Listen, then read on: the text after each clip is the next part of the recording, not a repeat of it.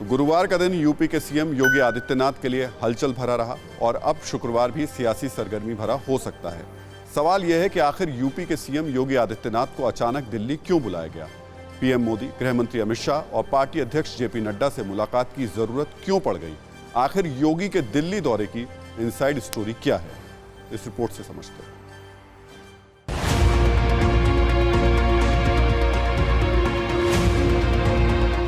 दोपहर 1 बजे के करीब अचानक योगी आदित्यनाथ के दिल्ली रवाना होने की खबर आई। उत्तर प्रदेश में पिछले कुछ दिनों से जारी सियासी हलचल के बीच इस खबर ने दिल्ली में राजनीतिक सरगर्मी बढ़ा दी। लगभग 3 बजे योगी हेलीकॉप्टर से गाजियाबाद के हिंडन एयरबेस पहुंच चुके थे और फिर वहां से सड़क मार्ग के जरिए गृह मंत्री अमित शाह के घर की तरफ रवाना हुए। योगी के काफिले के साथ साथ कयासों का रेला भी बढ़ता गया। सियासी गलियारों में तरह तरह की खबरें तैरने लगी। सवाल ये उठने लगे कि योगी आदित्यनाथ को अचानक दिल्ली क्यों बुलाया गया, क्योंकि ये पहले से तय दौरा नहीं था। अब हम आपको इस दौरे की इनसाइड स्टोरी बताते हैं।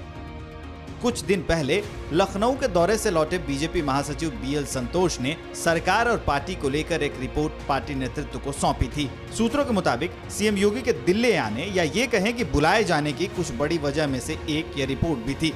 सूत्रों के अनुसार इस रिपोर्ट में कुछ खास बातों का जिक्र किया गया है। इसमें सबसे महत्वपूर्ण है यूपी में मंत्रियों और मुख्यमंत्रियों के बीच संवाद की कमी। सूत्रों के मुताबिक इस रिपोर्ट में ये भी कहा गया है कि सूबे के कई विधायक नाराज हैं। यही नहीं, रिपोर्ट में पार्टी कार्यकर्ताओं को दबाव में भी बताया गया है।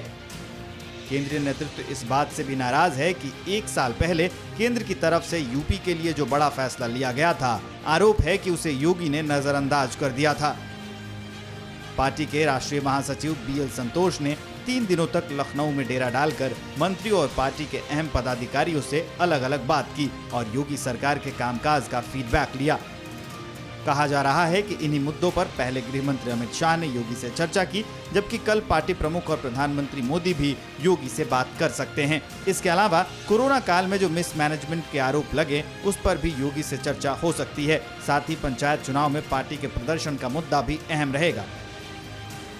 लेकिन इस दौरे से फिलहाल यूपी में किसी बड़े बदलाव को जोड़कर नहीं देखा जा सकता, क्योंकि केंद्रीय नेतृत्व को भी इस बात का एहसास है कि यूपी में चुनाव करीब हैं और ऐन चुनाव से पहले यूपी में कोई बड़ा बदलाव पार्टी के लिए मुश्किल खड़ी कर सकता है।